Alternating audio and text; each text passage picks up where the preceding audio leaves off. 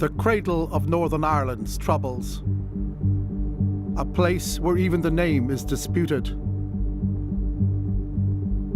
Protestants call it Londonderry, Catholics call it Derry.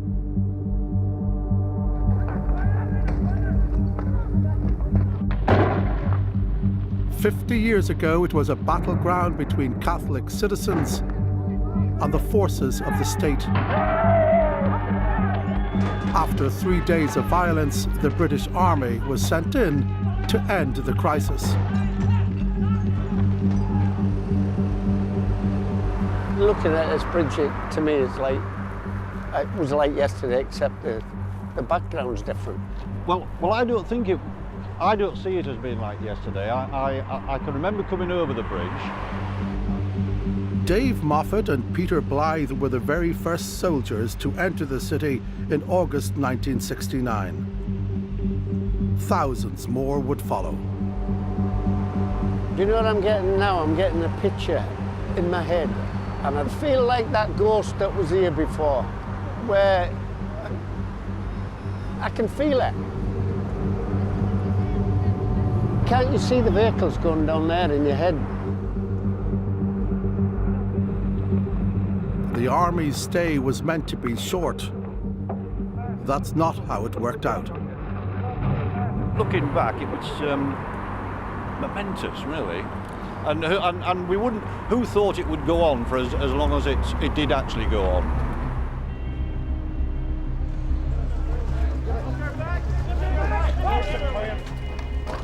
The conflict would run across 4 decades, leaving lasting scars on Ireland and Britain, on places, and especially on people.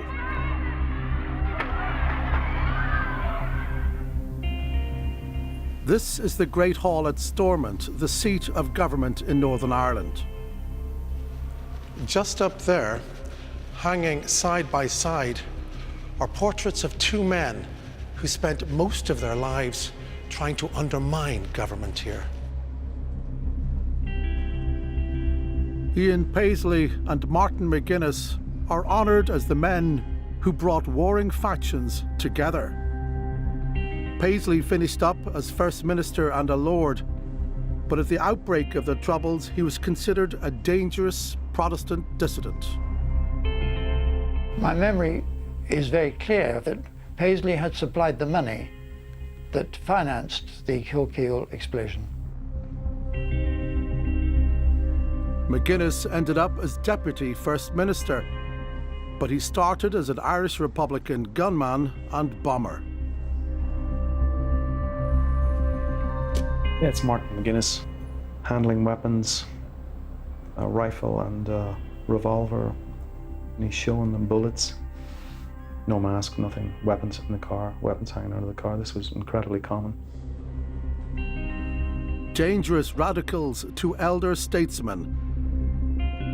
Their past shaped our present. This is the story of their times. This is a secret history of the Troubles.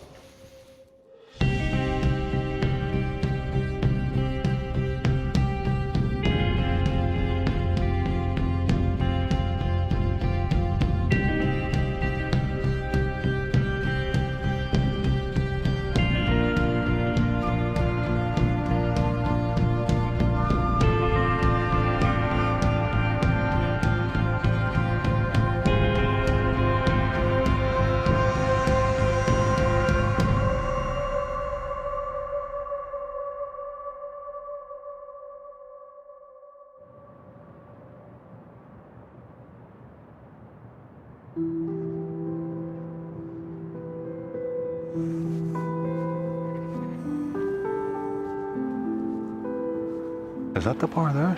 No. That's the pub there, yeah. Really? Wow. Richard Leppington has walked this street only once before, more than 5 decades ago. Martin Street just here now. Wow. The night he saw the murder that marked the very beginnings of the Troubles. Jeepers. The night he almost died. I'm not real fond of being here. This is not good memories. God knows what would have happened if we just hadn't gone out for that drink that night.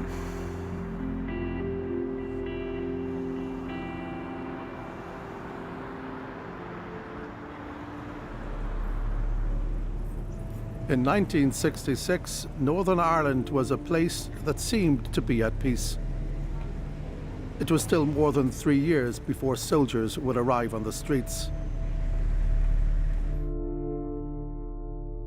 Richard was 16 and worked in a Belfast hotel with his friend Peter Ward, who was 18. Peter and I worked in what was called like the cocktail lounge. He's a good guy. He was a fun-loving guy, enjoying life. Until that day.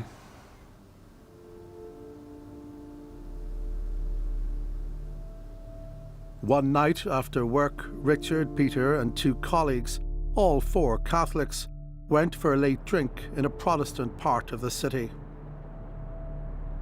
They didn't imagine they were in any danger, but gunmen were waiting outside the bar. We were leaving and going out the side door. It's a narrow door, so you go one at a time. I happened to be first. I actually couldn't tell you who was directly behind me or what, but the next thing, I heard bangs and flashes and heard someone yell, "Gun, run."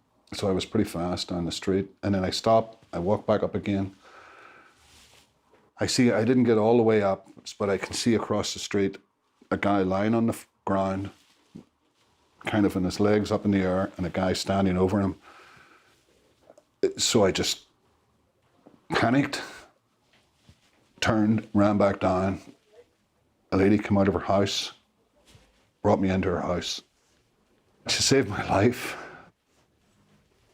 I'm ashamed to say I don't even know her name. Don't even know her name. I'm sure I knew it then. When did you see Peter again? That night was the last time I saw Peter alive. The next time I saw him was in an open casket at his mother's house.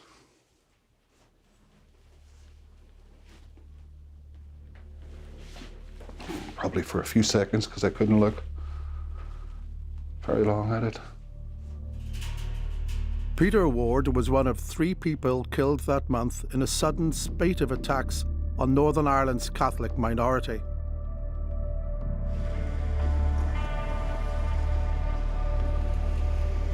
The attacks came from a militant Protestant group, motivated by fears of being overwhelmed by Catholic Ireland. They called themselves the Ulster Volunteer Force. The Northern Ireland Prime Minister Terence O'Neill acted decisively. In Belfast, the Prime Minister of Northern Ireland announced the outlawing of the so-called quasi-fascist organisation, the Ulster Volunteer Force. But how safe is it for the Queen to visit Belfast next week?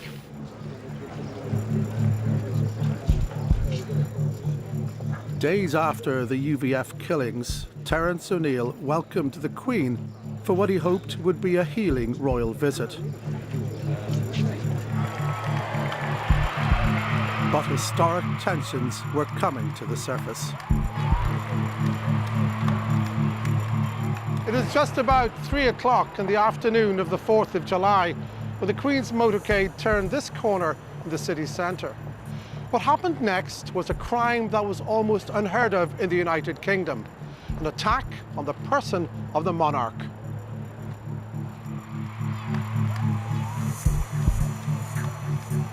A concrete block was thrown onto her car by a young Catholic building worker. An angry crowd wanted him lynched. He was later jailed for 4 years for treason.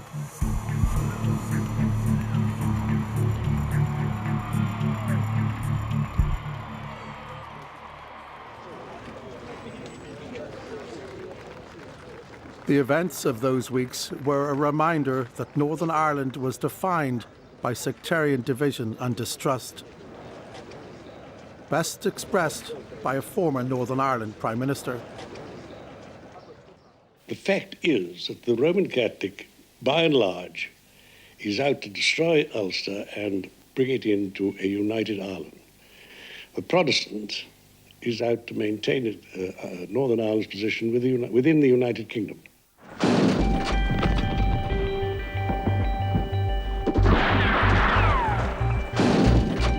Northern Ireland had been born in blood. When the rest of Ireland broke away from Britain in the early part of the 20th century, Belfast had been consumed by sectarian violence between the majority Protestant population, mainly British Unionists, and Catholics who were mainly Irish nationalists.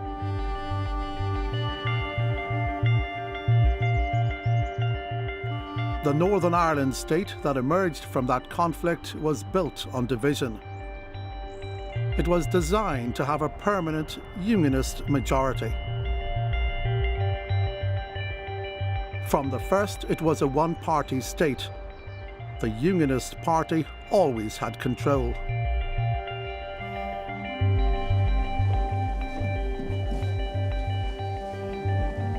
But by 1966, the Catholic population was growing and wanting to assert itself. That year also saw celebrations of the 50th anniversary of Ireland's Easter Rising rebellion, a reminder that many had no loyalty to the Northern Ireland state. More fuel for Protestant fears.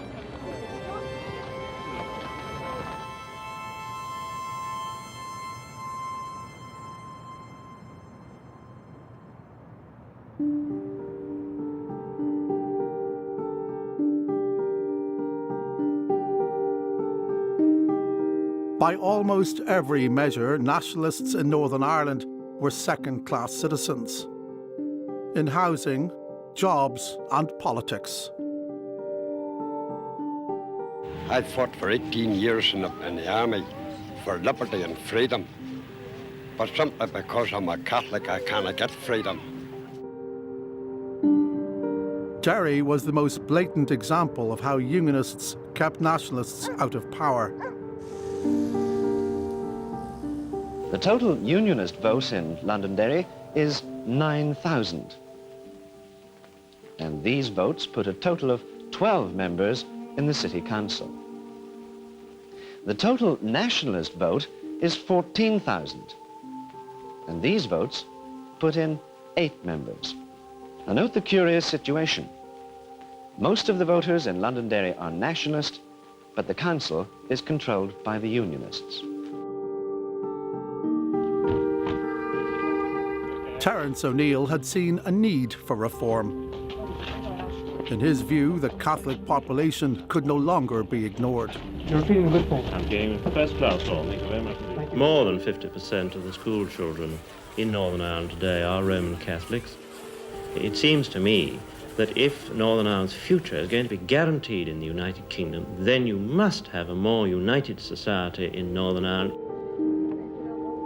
He was wise enough to see that that couldn't go on indefinitely. So, you know, he thought about ways you could create a better relationship with the nationalist part of the community. As a citizen, I thought his heart was in the right place. I mean, I think there was a feeling that change was long overdue. But given that there was always going to be resistance to change, if you ask yourself, is he the guy who will be able to stand up to that resistance? I think a lot of people had their doubts. The face of that resistance was Ian Paisley, a charismatic, fundamentalist Protestant minister who preached on the perils of Catholicism, Irish nationalism, and the policies of Terence O'Neill. Policies that Paisley believed would open the gates to Irish Republicans. You're going to hear the marching feet of Protestants on the march. I and many others at the time underestimated him. We just thought this is a big, noisy, booming cleric, you know, and it's a flash in the pan, you know, what will it amount to? Paisley led his own small church, but his political message found a wider congregation. Opposition to O'Neill became an evangelical mission for Paisley's followers, like the Reverend Ivan Foster. My friend Mr. Foster must speak to you now. It's O'Neill, the dictator, that is breaking up the view that the world held of Ulster. Terence O'Neill was saying we have been wrong as unionists up to now. We've got to change our whole attitude and change our notions and change our views and alter everything. Well, I didn't like being told that my father and my grandfather and my forefathers before them had been wrong. By the mid-60s, without standing for any political office, Paisley was becoming O'Neill's most powerful opponent. He'd created a movement built on Protestants' traditional anxieties. As his rhetoric continued to stoke those fears, the authorities became increasingly alarmed.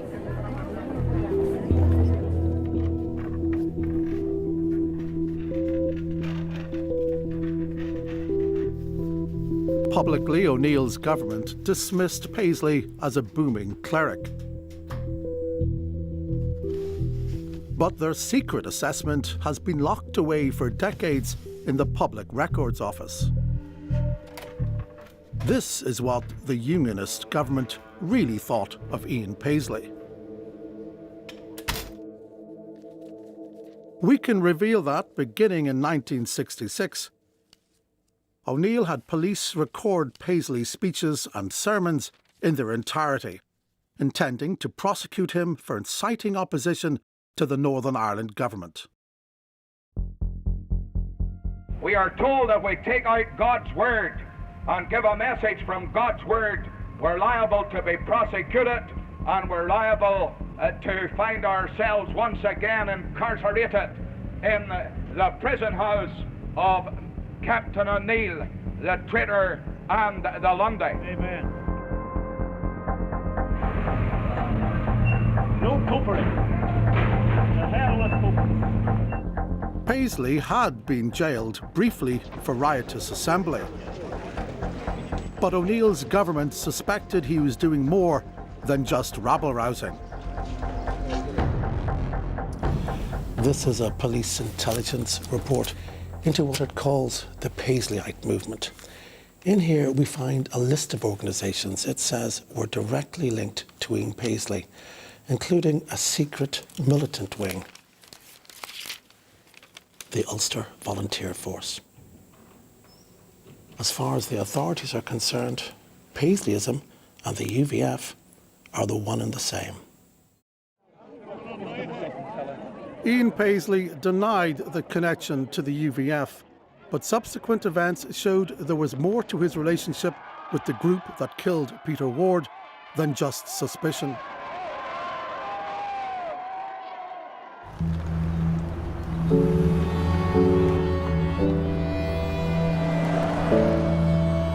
Unfortunately for Terence O'Neill and his brand of polite unionism, he was caught between Protestant cries of betrayal and a new political force, the Northern Ireland Civil Rights Association.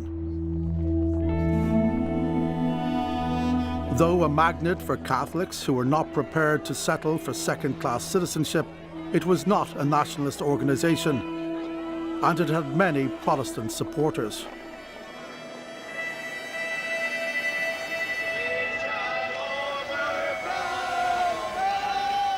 It included people who wanted to reform Stormont, but also those who wanted to see Stormont fall.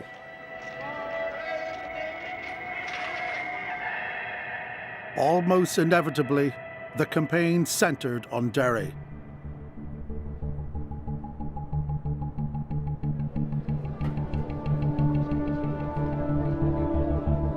civil rights protesters planned a march to the centre of the city.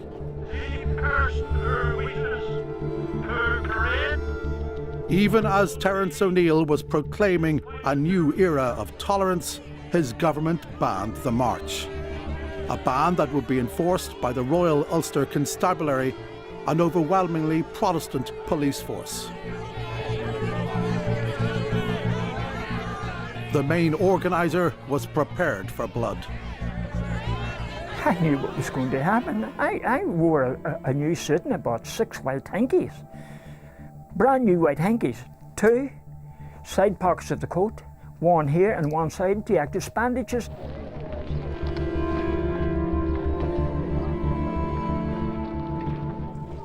So you wanted a confrontation? Yeah, absolutely. Yeah, because what else, what other alternative was there? The march was blocked by the police. There was a brief standoff before the police acted.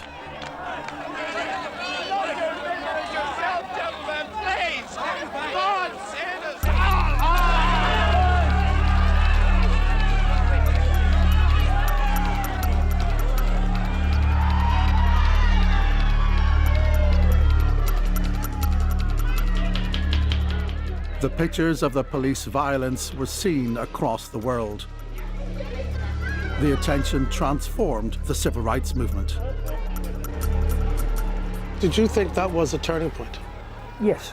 And I said, I knew, I said, when our blood flows, Stormont goes, it's finished. And it had to happen. A few hundred people had mustered for the banned march. A month later, more than 10,000 turned up to another march that was not so easily restrained. Did you see those images at the time, and what did you think? Did you understand? Did you have any sense of how they were going to play out around the world? Well, I realised it was very bad publicity for Northern Ireland, violence on the streets and confrontations with our police service. If you're having a parade like this led in many cases by active Republicans, it was provocative to the unionist community in those areas. Republicans, including members of the illegal Irish Republican Army, had helped set up the civil rights movement.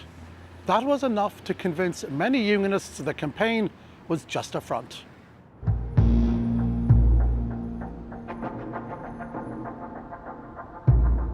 The whole Civil Rights Association is a front movement for the destruction of the Constitution of Northern Ireland. But civil rights leader John Hume insisted their non-violent campaign threatened no one. The civil rights movement most emphatically is not out to upset the Constitution of Northern Ireland. We are out for civil rights, for equal rights for all citizens within the Constitution. In fact, we are testing the strength of this Constitution.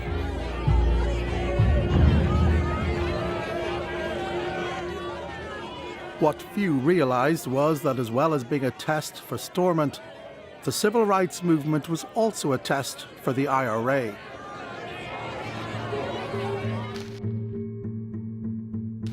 The IRA had tried and failed to bring down the Stormont government before. Its last campaign collapsed in 1962. A new IRA leadership saw the civil rights campaign as an opportunity to build a broadly based socialist movement. But there was another faction who wanted to go on fighting the British and saw it as a stepping stone to a united Ireland.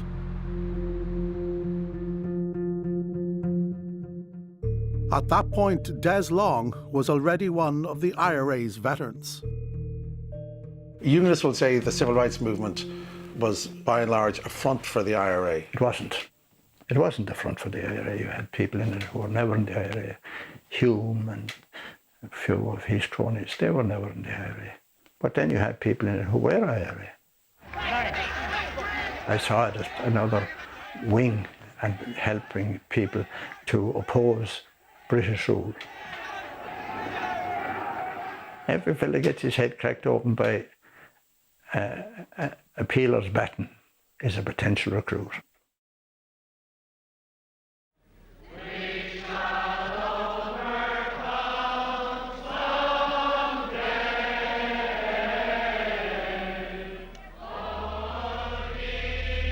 The civil rights campaign sparked a political awakening for many. Among them, Martin McGuinness, one of the future leaders of the IRA.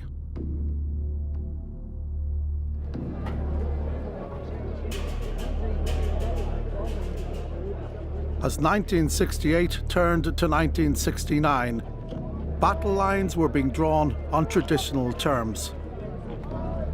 Protestant, Catholic, Unionist and Nationalist, orange against green.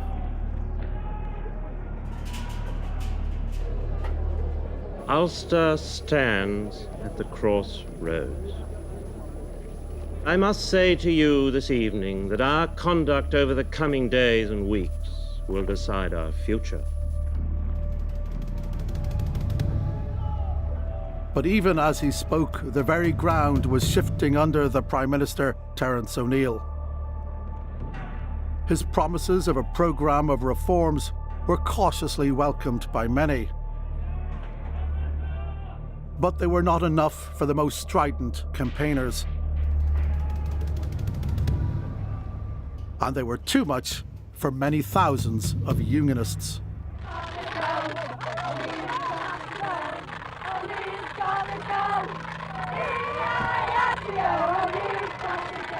The pressure only intensified when Ian Paisley stood for election against O'Neill himself. The Prime Minister won, but narrowly. Our Prime Minister has returned once again. He's afraid to come to the... That would have been a sad day. That would have been a sad day. Humbled, O'Neill didn't turn up to hear the result. No, because you couldn't. You haven't truth on your side. I have proof on my side. The historic suspicions and fears of unionism were punching through to the surface. Betrayal and treachery were the catchwords. Friend, he's passing away.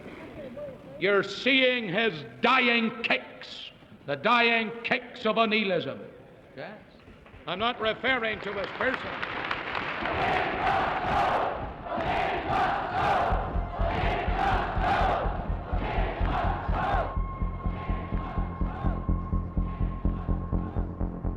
Into this feverish political atmosphere in March 1969, the start of a mysterious bombing campaign that appeared to confirm O'Neill had been reckless with his reforms.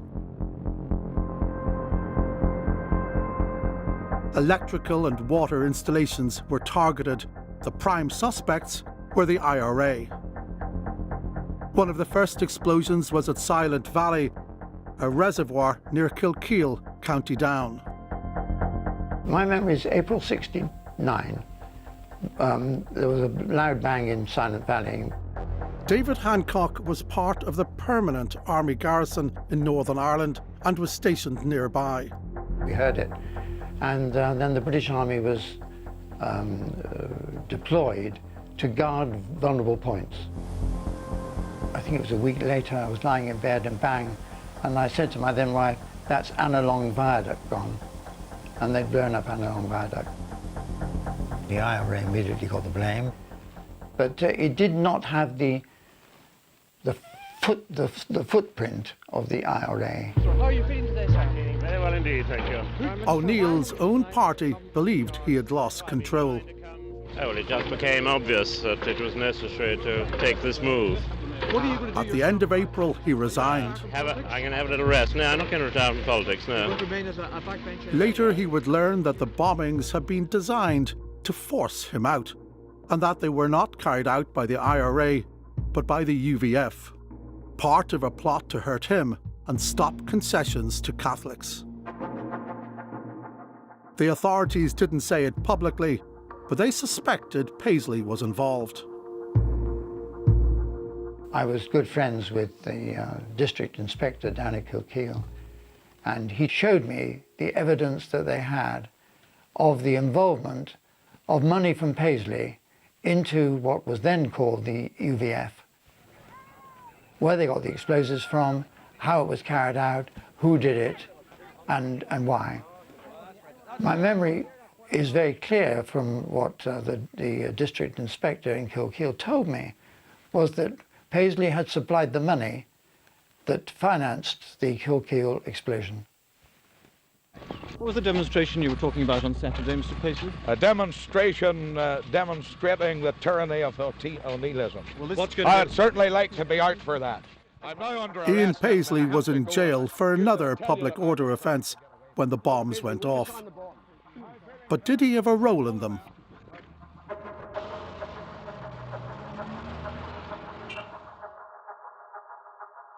Extraordinarily, the first concrete information came from one of the bombers.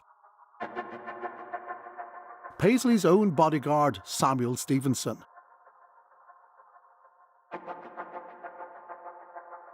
In late 1969, he secretly met Nationalist MP Austin Curry to warn that the bombing campaign was about to be renewed. This man and I met, and he said that they were responsible for those explosions which was reported by Paisley.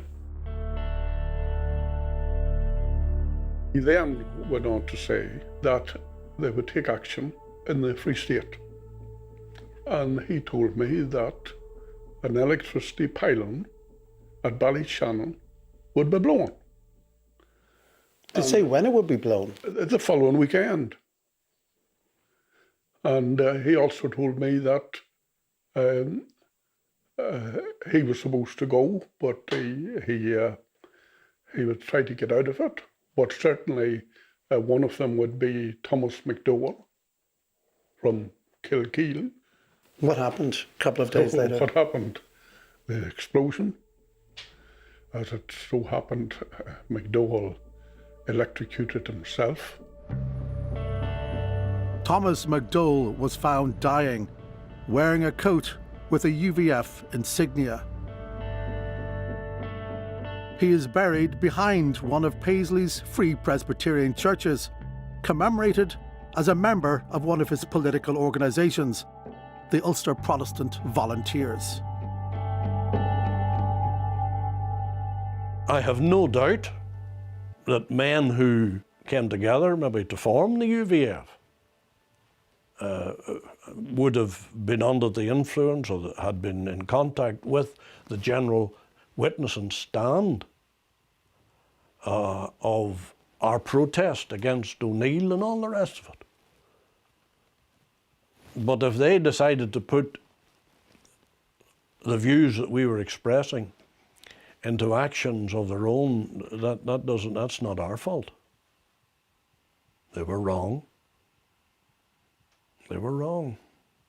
And somebody deceived them into thinking that what they were doing was right. Ian Paisley always denied any connection to the bombings, but he couldn't deny his association with the bombers. Involved with me, I don't know whether you can say that or not, but they were in organisations that I was leading. That is right, but I mean, I can't be responsible for everybody who is a member of a church that I pastor or an organisation which I lead.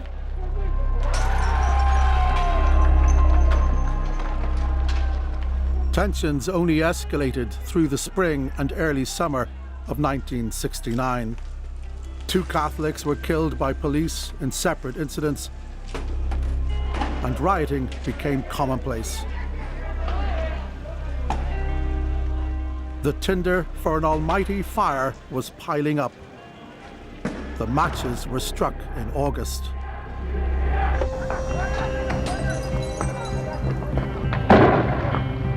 Severe rioting began in Derry after a loyalist march.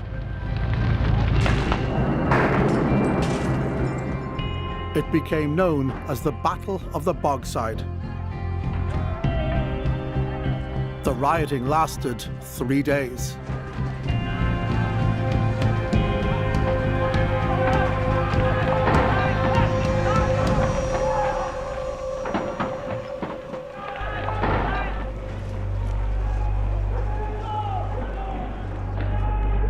The unrest spread to other towns, but it became acute in Belfast, where Protestant and Catholic districts were right next to each other.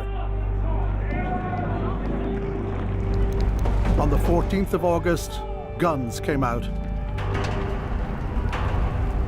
After a Protestant man was killed by a Republican gunman, police opened fire with a heavy machine gun. The small shooting war had begun. 4 people shot dead in Belfast, including a 9-year-old boy sheltering in his own home. 9-year-old Patrick Rooney was killed inside his family's flat. His father's final interview about the killing was recorded shortly before he died in 2013. I was standing against the wall, and the bullet came right through the wall, the walls were like paper. You know, the walls were all, they weren't brick walls. And I got grazed on the side of my head, and I started to bleed. So the way that I thought Patrick had fainted at the idea, you know, we got slumming down the wall in the blood. And next thing he slid down the wall. Brains were blew out. Brains were scattered all over the wall.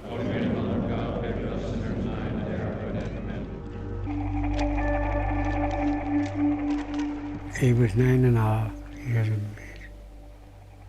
9.5.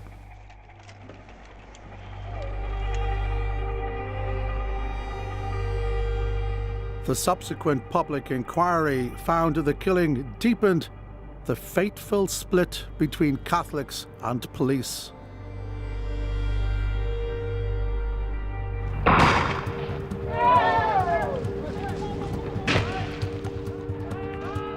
The spread and the extent of the rioting had exhausted the Royal Ulster Constabulary. The Stormont government was forced to ask London to send in troops.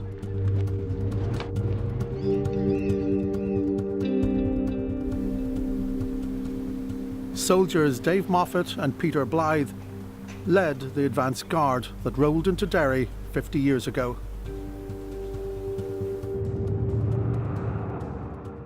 I'm going into the unknown.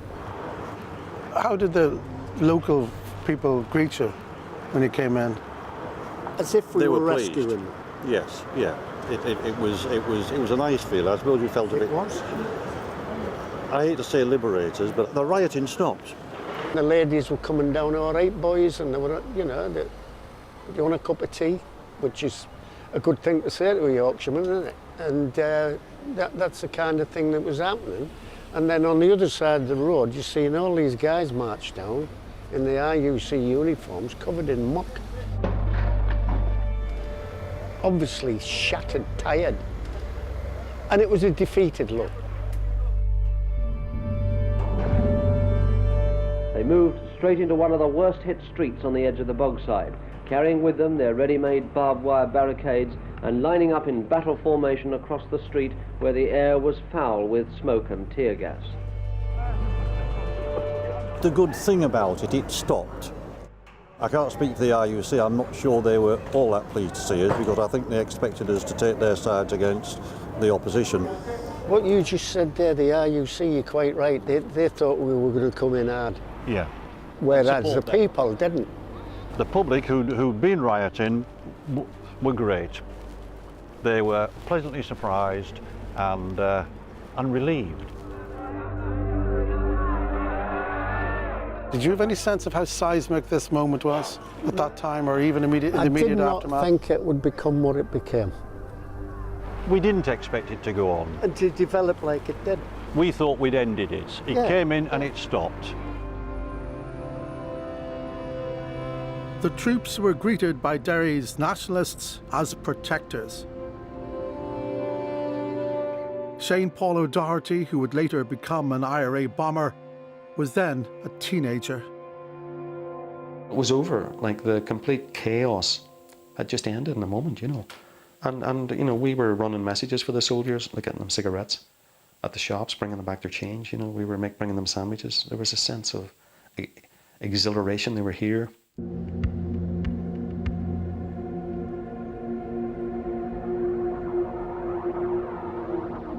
The arrival of the troops brought a respite, but not a solution. Thank you. That's for after your lunch or after your dinner. Thank you very much. Thank you. Thousands had been forced out of their homes by the violence. The new Northern Ireland Prime Minister, James Chichester Clark, blamed the IRA. Quite clearly, we confront here a deliberate conspiracy to subvert a democratically elected government. No doubt that Ulster faces today the most serious and malevolent threat in its history. We will resist it by every means in our power.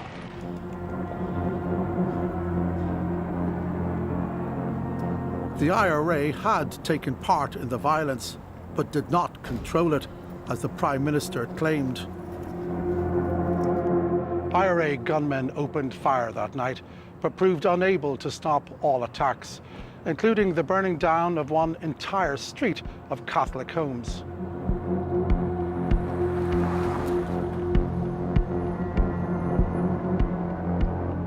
Some residents there saw the violence as a failure by the IRA to defend nationalists. Blame the IRA. There's no IRA that I know of about, but I wished I had been an IRA woman. I would have been here on the spot and had a machine gun.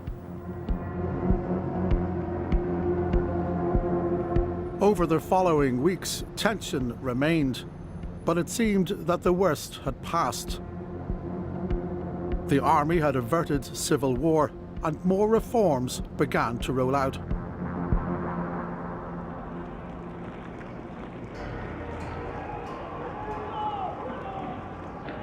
Those included plans to disarm the RUC and disband an auxiliary police force known as the B Specials.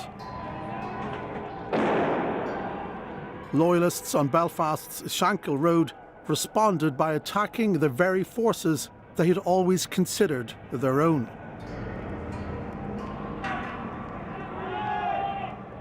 The Battle of Shankill was renowned in the British Army because it was the first time any of us, and we've been fired at in a few places around the world, had been fired at by people carrying the Union Jack. It was a bizarre experience. We could see the flags being flown, and we could hear the shots being fired, and sometimes we could hear the ricochets not being that far from us.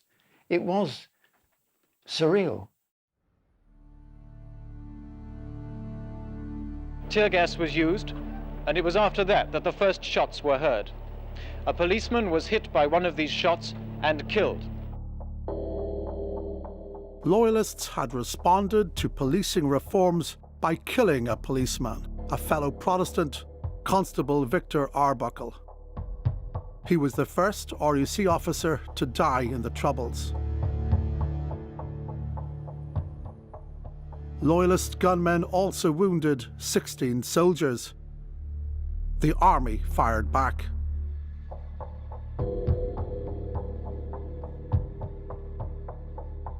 Herbert Haw and his cousin George Dickey were shot dead. The two Protestants were the first to be killed by the British Army in Northern Ireland, in circumstances that were far from clear. Did soldiers under your command have anything to do with that? They might have. It was very difficult to know. It was a gun battle, and we had to obey the law. They didn't, and so we had to make sure that we were acting lawfully. They were opening fire at anything they chose.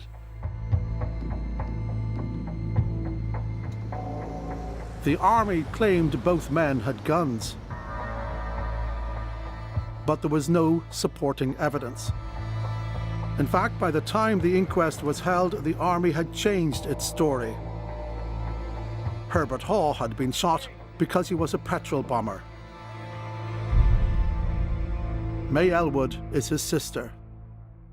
Immediately afterwards, they said they shot a man who was firing a rifle. A gun at them. He had a gun. And then at the inquest, they said he had a petrol bomb. Oh, he was well armed, wasn't he? He was shooting them and he was throwing petrol bombs at the same time. What were they trying to say? They were trying to cover up for what they had done. What did they do that night as far as you're concerned? Murder. Oh, it was definitely murder. I would say Herbie and Geordie were both murdered that night. They had to show something for their day of widespread rioting.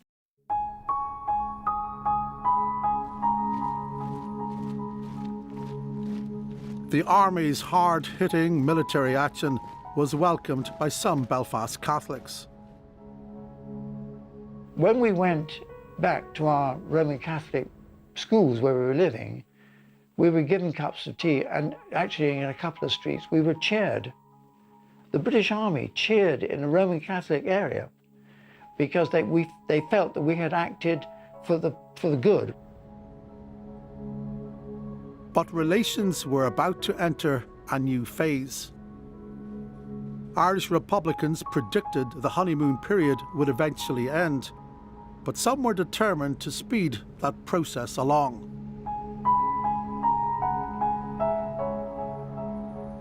The very presence of British troops aggravated divisions developing in the IRA.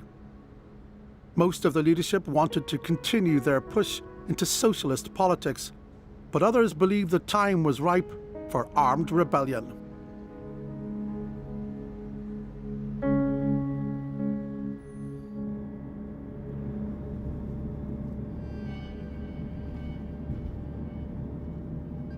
That December, the Republican militants drove to the town of Athlone, in the centre of the island of Ireland, to form a breakaway group, the Provisional IRA. The meeting that took place has remained secret until now. This is the house where the Provisional IRA was formed a few days before Christmas in 1969. A couple of dozen Republicans gathered for a meeting that would change the course of Irish history. We met in a house belonging to a fellow called Victor Fagg. And Victor Fagg was an IRA man, a Protestant IRA man, who had a place in Athlone, and we set up a Provisional Army Council.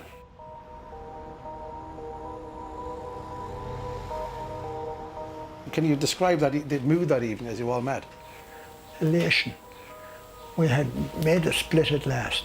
Like, high time to move away from these fellas. We knew we had a huge job in front of us, but we were quite prepared to do it.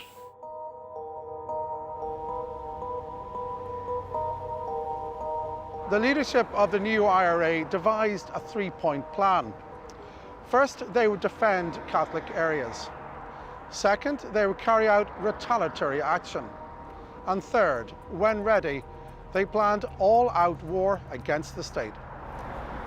At that stage, Northern Ireland had returned to a relative calm. That would soon change.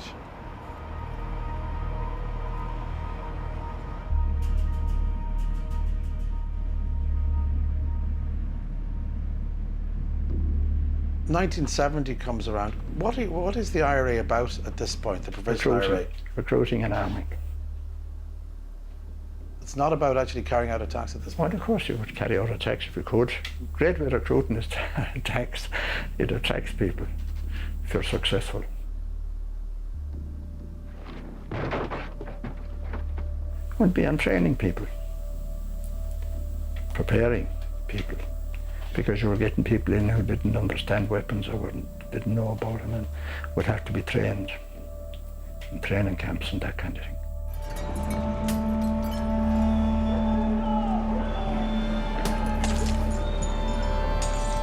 The age of tea and biscuits came to an end in April 1970, after a perennial source of dispute, a march by the Protestant Orange Order in Belfast.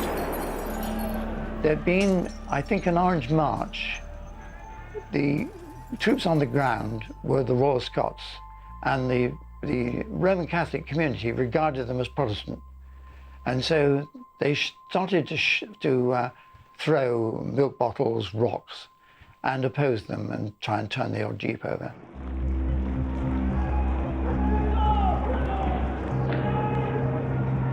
We could hear the Royal Scots were getting quite a hiding up on the Ballymurphy Road. We tried very hard to calm the situation down. It was a very difficult evening, but we knew that from then on, for us as the Residence Battalion, that night was the turning point. It was the night the local people turned against the British Army.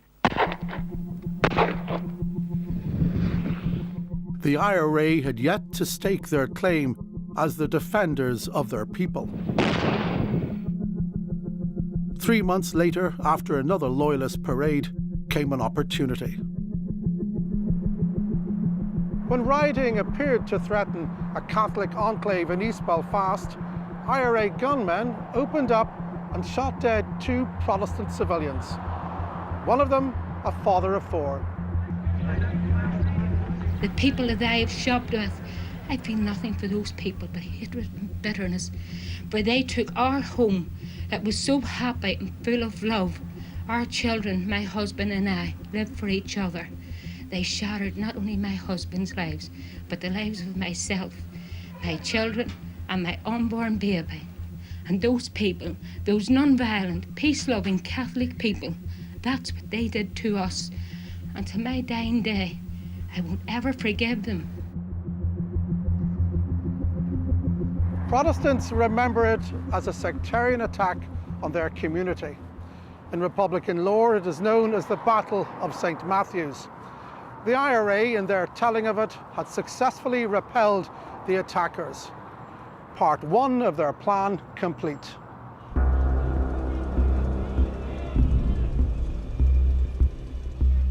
With their guns, the IRA had positioned themselves as protectors of nationalists. Whether the army knew it or not, they were in the process of establishing themselves as the enemy.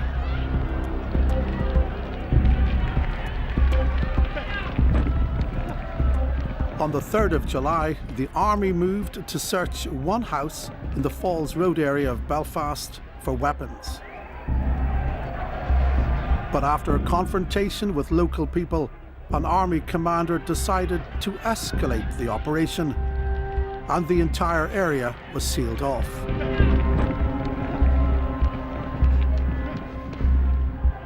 In an unprecedented action, the army then declared a curfew, effectively locking thousands of people into their own homes.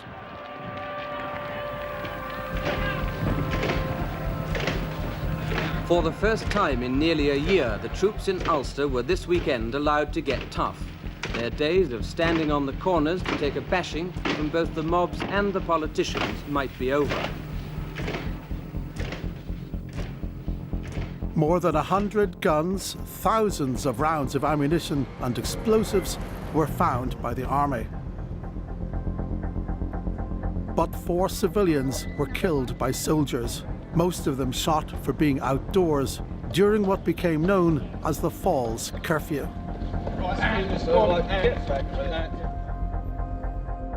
18-year-old Joe Clark was a mechanic, obsessed with motor racing and little else. If you went into the lower falls, which I did, and it's still, I regard myself as a child at the time, going in and being totally shocked with the devastation of the place, and thinking, something has to be done here, this can't go on.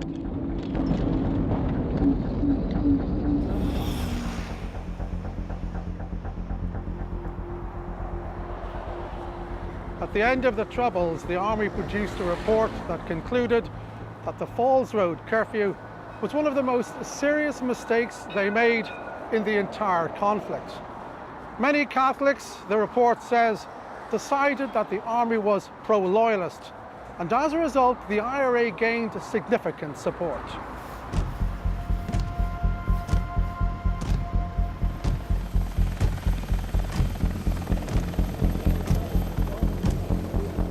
I think people's attitude towards the British soldiers started hardening then, and it was, okay, you want to mess us about, we'll start messing you about, and that's what you did, you know. You went into rats and you threw bottles and stones and stuff like that there, and you thought you were getting your own back on them, and it just escalated from there.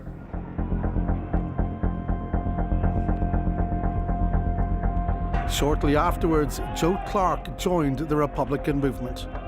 He wasn't alone.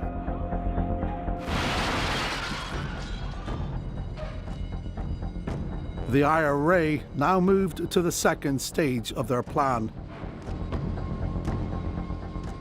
They went on the attack. 2 policemen were killed in a bomb attack in South Armagh. At the start of 1971 in Belfast, gunner Robert Curtis was shot dead, the first soldier killed by the IRA. I couldn't believe it. I couldn't believe that there'd been no other soldiers shot. There's never been a serious trouble as that before. And I thought we'd made a mistake. I said, it can't be. Soldiers don't get shot in Northern Ireland. In March 1971, it became clear that there would be few ground rules in this new offensive. The IRA lured 3 Scots soldiers, Dougal Mackay and teenage brothers John and Joseph McCaig, from a bar in Belfast and shot them dead by the side of a road. Any soldier, even off-duty, unarmed and in civilian clothes, was a target of the IRA's offensive. So how are you? Oh, getting 11, you know. Tommy Anderson could have been in their place. He was out in the bars of Belfast on the same day his 3 comrades were killed. A little later, he was burying his friends. We were told to go up to the graveside one at a time, and that was the hardest part for me. Because when you went up there, you were standing facing the families, and the families were breaking their heart. And you were standing at this side, looking down at the coffin, and they're all hugging each other. And it was heartbreaking, you know what I mean? So you saluted, and while I was saluting, the tears just, they couldn't stop, they just came out.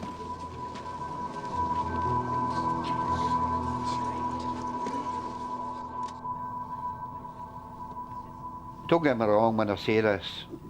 I think there wasn't one man in our platoon that didn't want to throttle everybody in Northern Ireland. And I mean everybody. Because these were our mates, our brothers.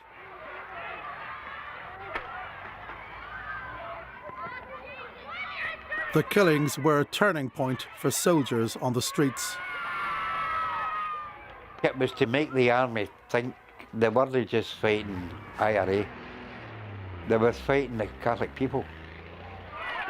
They were definitely sending a message that nobody was safe out.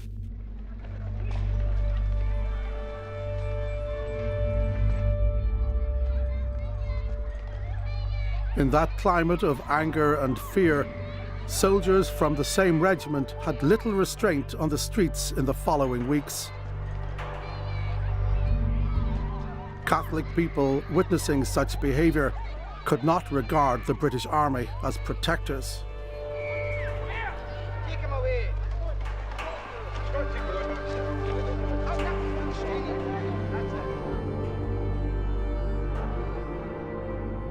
The Troubles were well and truly underway. Death and mayhem had become routine. The Unionist government under Prime Minister James Chichester Clark could not cope, as a familiar adversary, now a Westminster MP, was keen to point out. It will come as a shock that the Prime Minister has simply nothing, that he stands in the face of the most serious crisis Ulster has ever known, absolutely paralysed. Chichester Clark resigned.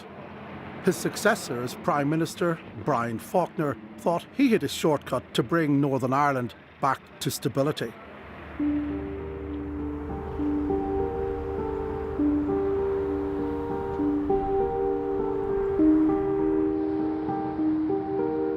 Faulkner's plan was internment, the mass arrest and detention of IRA suspects without trial.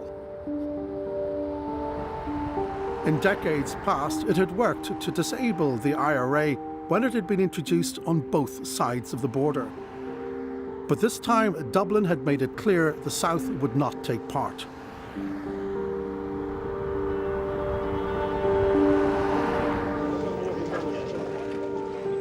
In August 1971, Faulkner flew to London to persuade Downing Street to approve his plan. I remember very well the meeting with Brian Faulkner, and there was a good deal of reluctance to contemplate internment north of the border without anything south of the border.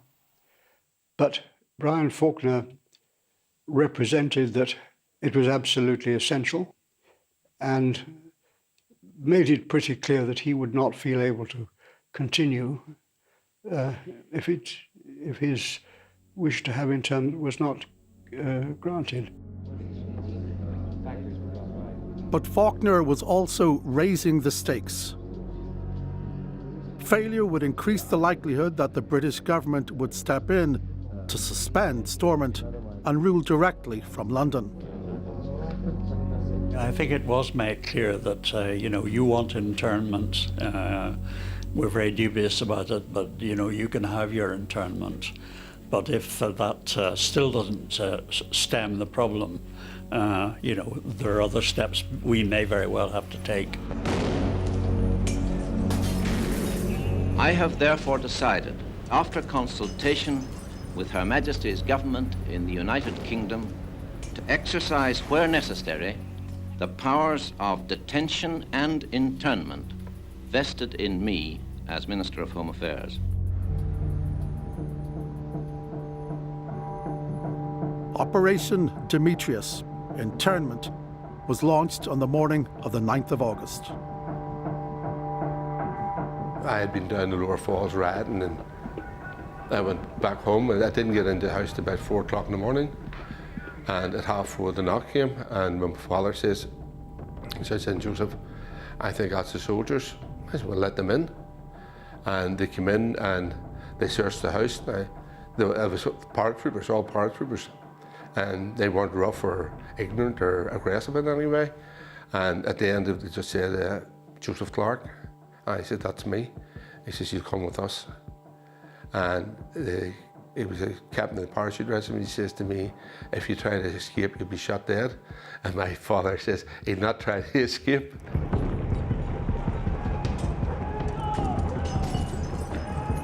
On the first day of internment, 342 people were arrested, all of them regarded as suspected Republican terrorists. No loyalists were detained.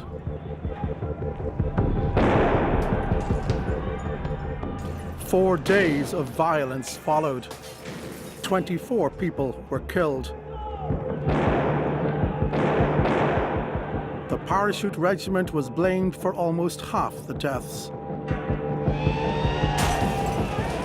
What did it feel like when the big shooting really started earlier on this week? Did you think it was a great sense of relief for everybody? Oh, me, yeah. It was real whoopee, Everybody started letting off rounds. It was really great. It was fine. It was no blood. Ultimately, internment was considered a failure. Many detainees had no involvement in violence, and the leadership of the IRA largely evaded arrest.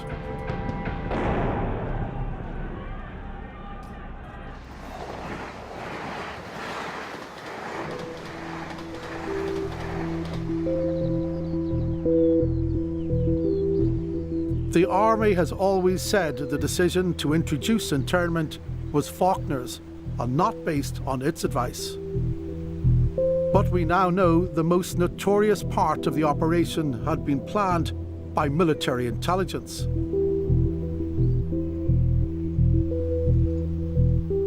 A secret interrogation centre had been built months before at an old airfield on the north coast.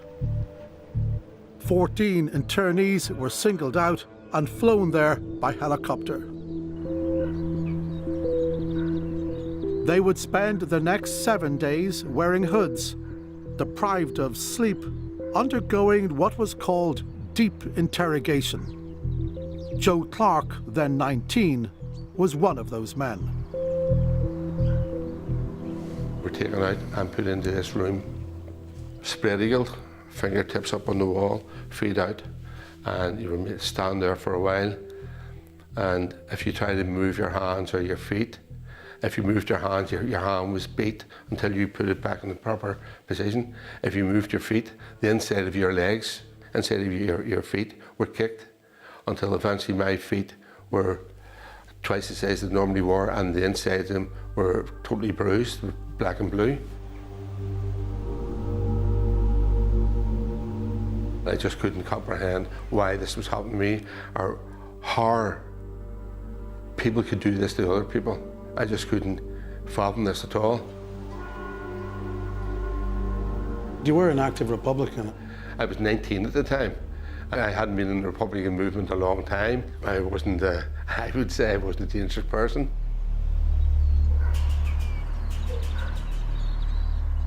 "9 days after his initial arrest, Joe Clark was taken back to an ordinary prison. I couldn't believe that a week had passed when I left there. A senior prison officer came in. I knew his name was Dickie Elder, and I know to be called Dickie Elder. And he says to me, "Where were you?" I says, "I don't know." He says, "What do you mean you don't know?" I says, "I had a hood over my head." And he says, "You had a hood over your head?" And he patted me in the head and he says, "You're all right now. Nothing will happen to you. You're among men now." And I got very emotional at this. I can actually feel myself getting emotional now thinking about it. But it was the first kind words, genuine words of compassion or whatever, was said to me in 9 days.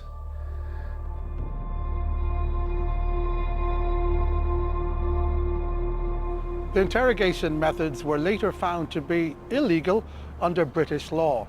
The European Court found that they didn't constitute torture, but were cruel and inhumane.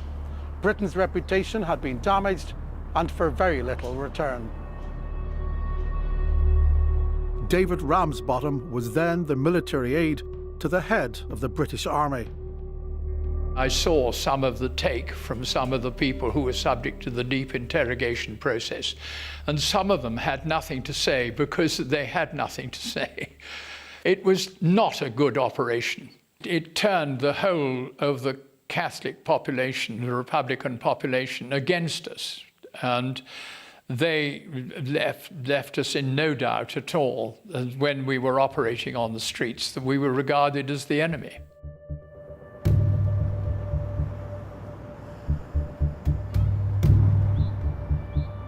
Internment didn't destroy the IRA, it strengthened the IRA. Deaths multiplied in the final months of 1971 as the IRA's campaign built up. The IRA was able to hide within the local population, so measures to counteract them often seemed repressive, or worse. At the start of November, during a search operation in West Belfast, a soldier fired a single rubber bullet.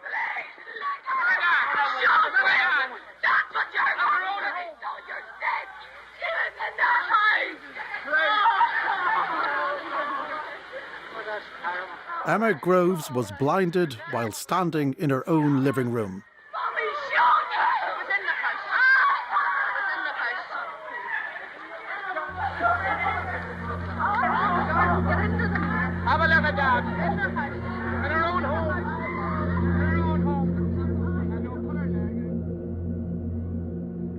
A future Prime Minister of Ireland warned that the army were helping the IRA realise their plans. They initiated this campaign in February 1970 with the clear intention of forcing a British reaction. The British Army are doing exactly what the Provisional IRA planned they would do, falling completely into the trap, and the British government's inability to control this has made a political solution almost impossible of achievement now. That warning went unheard. The ITV programme in which it was made was never broadcast. Banned by the Independent Television Authority, in part because it showed the Chief of Staff of the Irish Republican Army signalling the final phase of the plan: all-out war. The army in the north has come through a tough new phase. Battle-hardened, ready to stand up to the hardships of the final phase, which of course will be more intensive than anything experienced so far. 2 years after the Provisional IRA was formed, the destruction of Stormont was in its sights.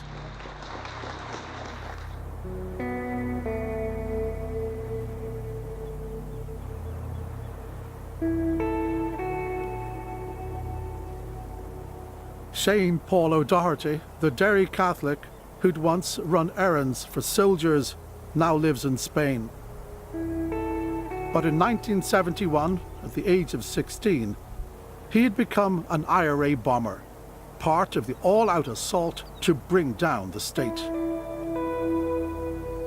I remember evenings from Craigan when, 3, 4, 5 or 6 of us were sent out with girls to plant bombs, and this went on, it seems in my memory, for weeks, and we just walked bombs into the city centre.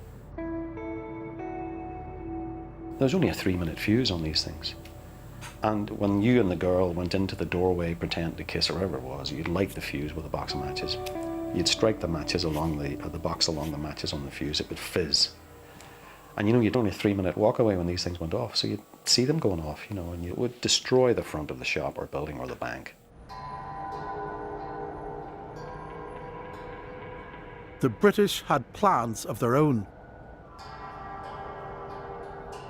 General Sir Michael Carver, the most senior officer in the army, wrote this secret memo after visiting Northern Ireland in December 1971.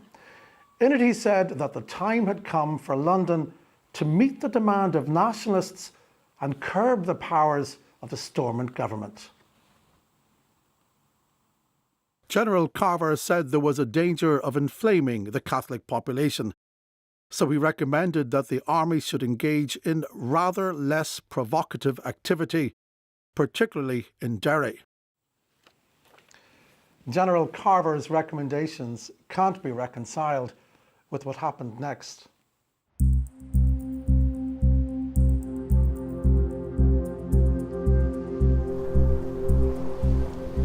In the new year of 1972, the army deployed the 1st Battalion of the Parachute Regiment, described as shock troops, to Derry. In late January, they joined soldiers sent to control a march against internment along a beach outside the city.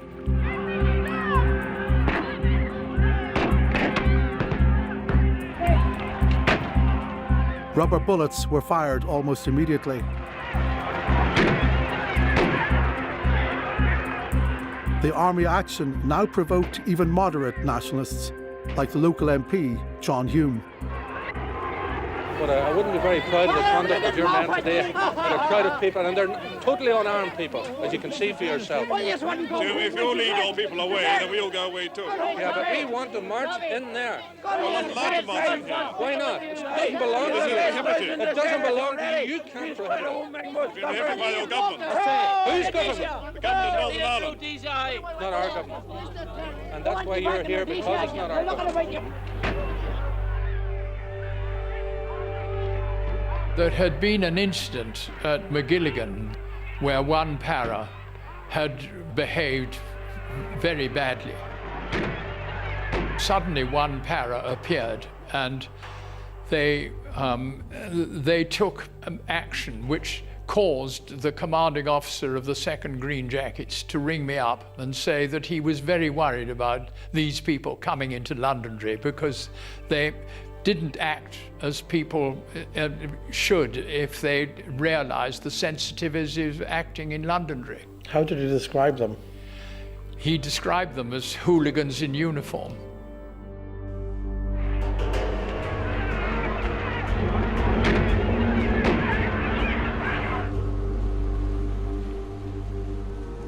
It was soldiers from that very same 1st Battalion of the Parachute Regiment that were sent to Derry to enforce a ban on a planned civil rights march 8 days later. It would become known as Bloody Sunday.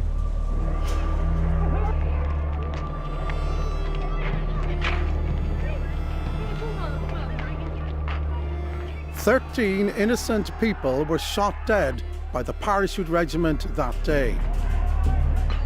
It took 2 public inquiries and many millions of pounds before the British government accepted that the killings were entirely unjustified.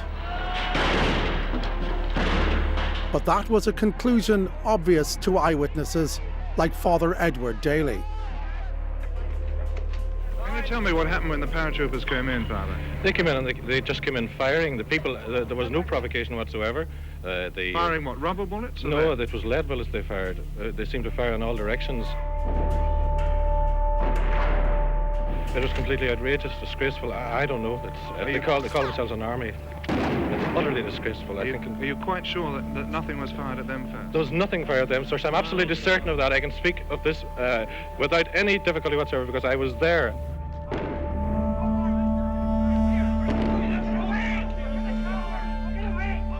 A short while ago, we filmed you leading the way with a white handkerchief. Yes. For a party who were carrying a boy who was dead or dying. Now, how was he shot? That little boy was shot when he was running away. He was just a little bit behind me when he fell. I heard the shot. I looked around. I saw him down. You saw him? Yes. And he was shot. He was a young man, wasn't he? He was a young boy. I would say about 15, thereabouts. He didn't have a weapon? No, he had nothing. He was just a young boy of about 15. He was running. I was running too.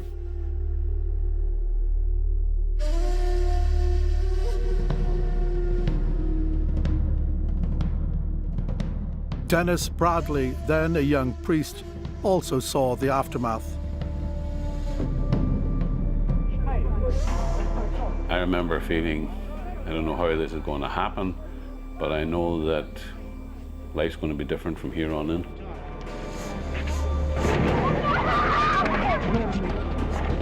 Bloody Sunday changed everything. The IRA couldn't handle the number of people that they were being offered, were offering themselves to join the Republican movement.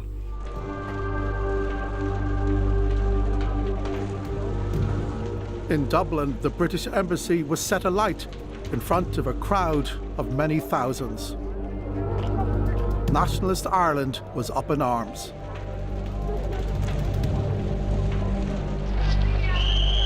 No, the whistle's going now. Yes. Now what's that mean?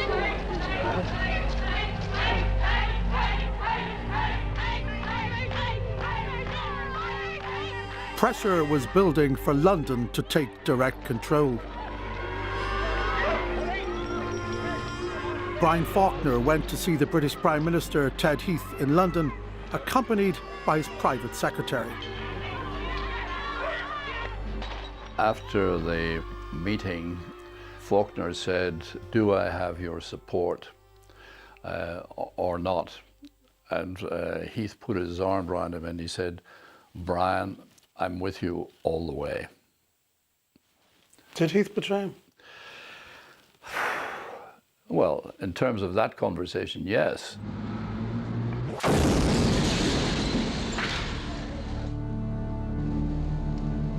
The Northern Ireland regime seemed powerless to stop the decaying security situation.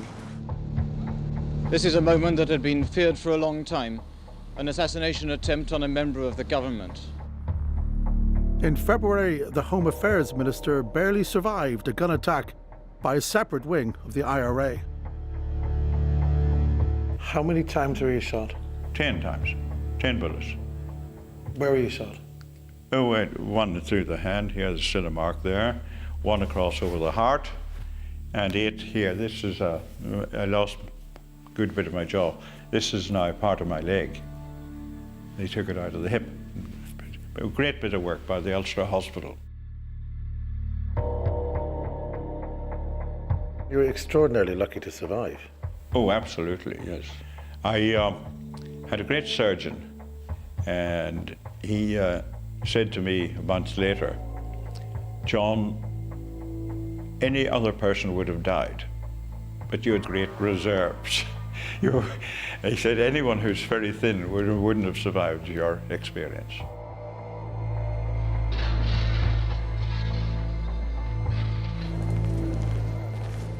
Strengthened in the aftermath of Bloody Sunday, the IRA looked to bomb Stormont out of existence.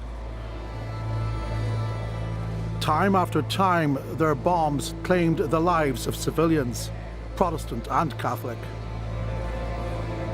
Outrage at such attacks would not deflect their campaign.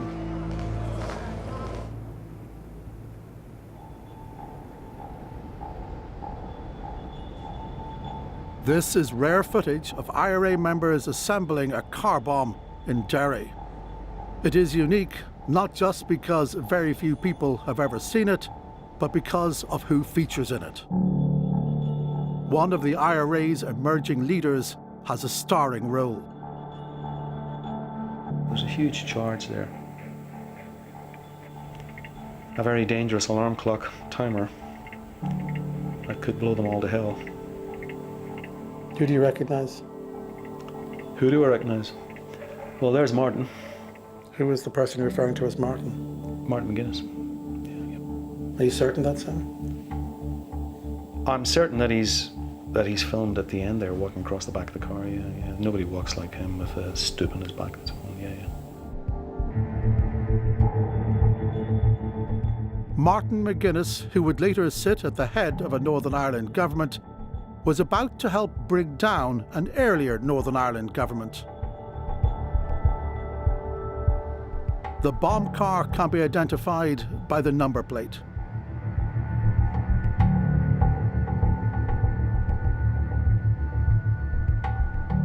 "30 minutes later, this was the centre of Derry.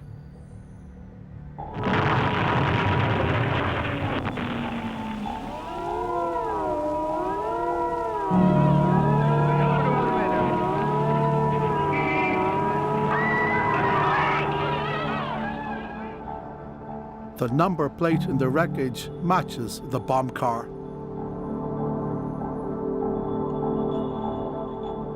The next day, March the 22nd, 1972, Brian Faulkner was brought to London to be told by the British Prime Minister that Stormont would be stripped of security powers.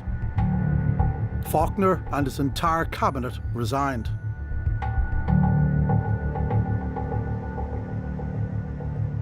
I was very sad about it, actually. I mean, probably the only time in my civil service career I shed tears.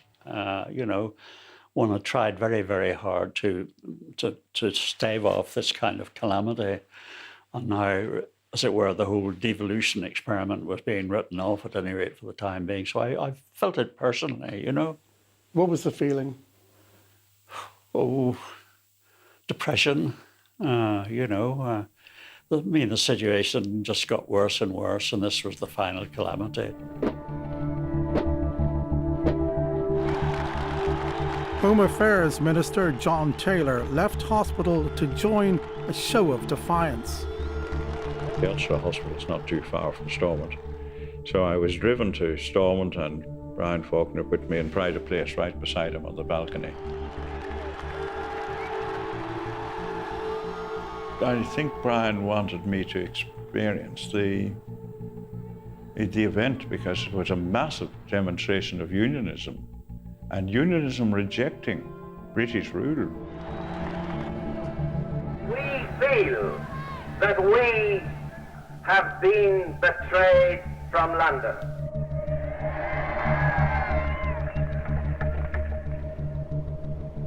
The end of unionist political control would bring a surge in killings by loyalist groups like the UVF.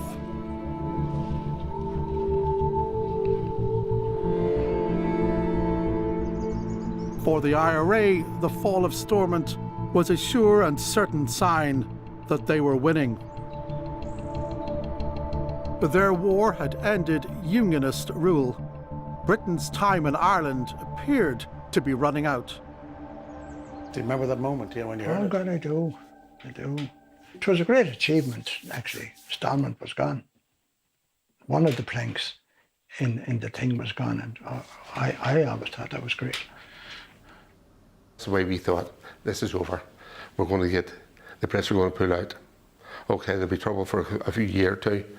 We can handle that and we get our united Ireland. But sure, we're still looking for it.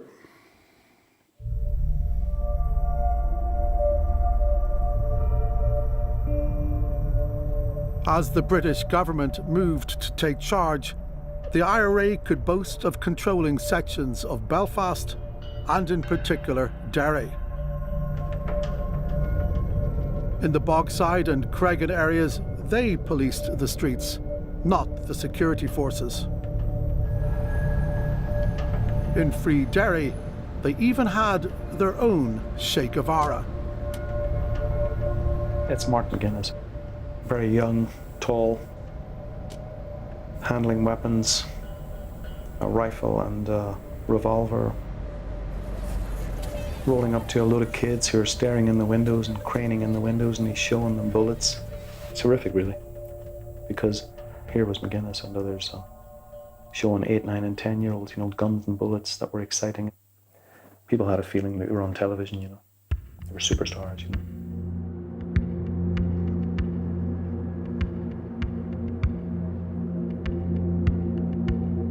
It was the spring of 1972.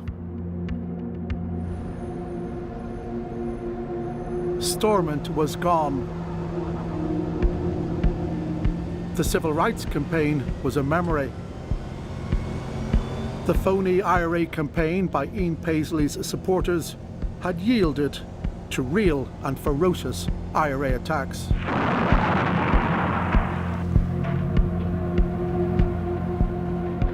Britain had committed more than 15,000 soldiers to Northern Ireland, supported by the locally recruited Ulster Defence Regiment and the RUC.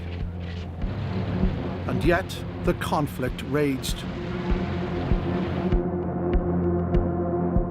General Sir Michael Carver was worried. We have discovered this top-secret assessment he wrote at that time. So sensitive it was shown to only one cabinet minister. In it he said that since the collapse of Stormont, the IRA had strengthened its military position while his own soldiers were losing the military initiative. General Carver proposed a lasting solution. Astonishingly, he said it must lie in a way that Britain can escape the commitment to the border. The most senior officer in the British Army was recommending a united Ireland.